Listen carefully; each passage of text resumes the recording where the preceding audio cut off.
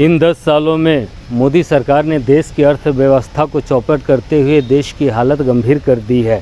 यहाँ हर रोज़ 2 युवाओं की हत्या हो रही है, हर रोज़ 4 महिलाओं की रेप हो रही है। आखिर मोदी सरकार कर क्या रही है?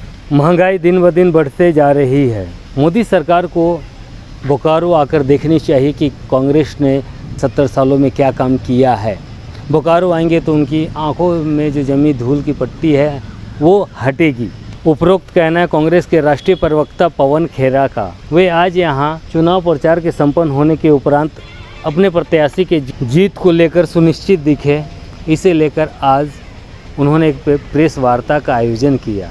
तो आइए जानते हैं दोस्तों कि उन्होंने मोदी पर क्या क्या आरोप लगाए।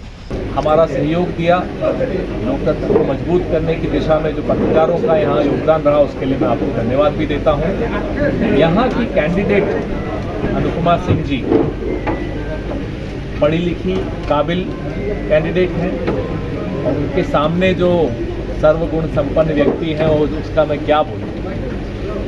बोकारो की अगर थोड़ी सी चिंता की होती तो मैं आपको कुछ उदाहरण देना चाहता हूँ।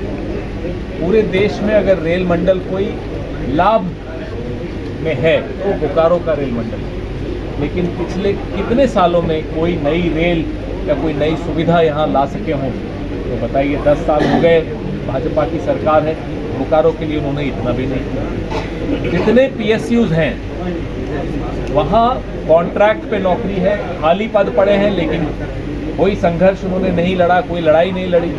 PSUs के खिलाफ भारतीय जनता पार्टी और नरेंद्र मोदी हैं, वो चाहते हैं PSUs बंद हो जाएं। तो खाली पद भरने की भी उन्होंने थोड़ी सी भी मेहनत की होती तो बोकारो का आज कुछ और स्थिति होती, ये स्थिति नहीं है। राष्ट्रीय परिवेश में अगर बात करें तो पूरे देश में जो पिछले 10 साल में समस्याएं बढ़ी हैं, महंगाई बढ़ी है, हर घर की कहानी है ये। कोई ऐसा नहीं कि सिर्फ कांग्रेस आकर बोल रही है। आप लोग सब जानते हैं घर में स्थिति क्या है। आप में से कुछ लोग, हम भी EMI देते हैं हर महीने, तो क्या स्थिति होती है हमें मालूम है। घर में गृहिणियों की स्थिति देखिए, कैसे 400 रुपये का सिलेंडर अब 1100 में आता है।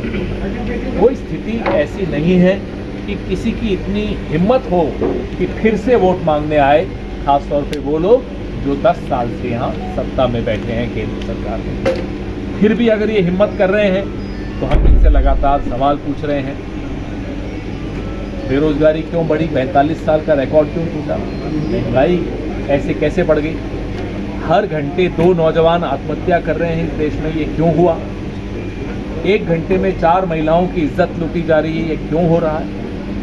एक दिन में 30 किसान आत्महत्या कर रहे हैं, ये क्यों हो रहा है? ये सब सवाल जायज़ है। खुद 75 साल के हैं हमारे माननीय प्रधानमंत्री, भगवान उन्हें लंबी उम्र दे और स्वस्थ रखे। 75 साल का आदमी फिर से प्रधानमंत्री बनना चाहता है, लेकिन 24 साल के नौजवान को सेना में जाने से पहले बोला जाता है कि 4 साल नौकरी करोगे फिर रिटायर होके घर बैठ जाओ। 24 साल का बच्चा घर बैठ जाए रिटायर होके, 75 साल का आदमी फिर से प्रधानमंत्री बनने आ जाए, ये क्या न्याय संगत बात है? ये सवाल जायज़ हैं, लेकिन इन सवालों से नरेंद्र मोदी जी को गुस्सा आ जाता है। और जब उनको गुस्सा आता है तो वो अजीब सी बातें करते हैं। आजकल बोल रहे हैं, नया है, आपने सुना होगा कि मैं भगवान का अवतार हूँ। अब हमें तो कान पकड़ते हैं ऐसा बोलते वक्त। कोई इंसान भगवान का अवतार कैसे हो सकता है? उनके एक नेता है संबित पात्रा, वो कहते हैं भगवान जगन्नाथ नरेंद्र मोदी जी के भक्त हैं। कभी सुना आपने?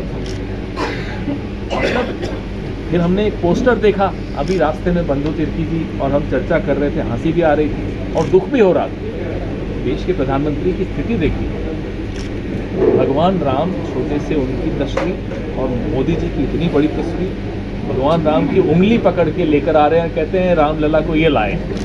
अरे साहब, हम सबकी उंगली पकड़ के रामलला हमको यहाँ लेकर आए हैं और आगे की यात्रा भी रामलला ही करवाएंगे हमारी। सर, उनके लिए कहते हैं भगवान राम को ये लाए हैं। तो अपने आप को कोई भगवान से ऊपर बताने लग जाए तो वो अहंकार तोड़ने की आवश्यकता है, और वो अहंकार तभी टूटेगा जब बोकारो के लोग हमारी काबिल उम्मीदवार अनुपमा सिंह को वोट देंगे। बोकारो इस वक्त बदलेंगे? देखिए, ये सवाल आपको हमारे कार्यकारी अध्यक्ष से भी पूछना चाहिए, मैं साथ में इसीलिए बैठाता हूँ इनको। एक ही राष्ट्रीय नेता सर चुनावी सभा नहीं किया है कि उसका जीत नेता तो मैं हूँ, तरीका से मैं यहाँ का लोकल नेता तो नहीं हूँ, मैं भी CWC मेंबर हूँ। मंदिर में जाने के लिए किसी के आमंत्रण की आवश्यकता नहीं है, और कोई आमंत्रण देता है, स्वयंभू ठेकेदार बनता है, तो वो राजनीति करता है। न भगवान के मंदिर जाने से किसी को कोई रोक सकता है, न कोई आमंत्रण दे। हमारे कई नेता गए, दीपेंद्र हुड्डा गए, चरणजीत चन्नी गए, अविनाश पांडे गए, बहुत नेता हमारे गए। क्या किसी ने रोका उन्हें? कोई रोक सकता है? भगवान को राजनीति का विषय बना, गलत। भगवान राम हमारे लिए आस्था और आचरण का विषय है, जिनके लिए राजनीति और व्यापार का विषय। ये अंतर है हमारे में और उनमें। ये आस्था मेरे अपने दिल में है, मेरे हाथ में भी पहनता हूँ, तो ऐसा नहीं कि दिखाए घूमता हूँ। अगर हमारे दिल के पास हनुमान चालीसा रखता हूँ तो मेरी आस्था है, इसलिए रखता हूँ। लेकिन इसको मैं राजनीतिकरण कर दूंगा तो ये गलत होगा।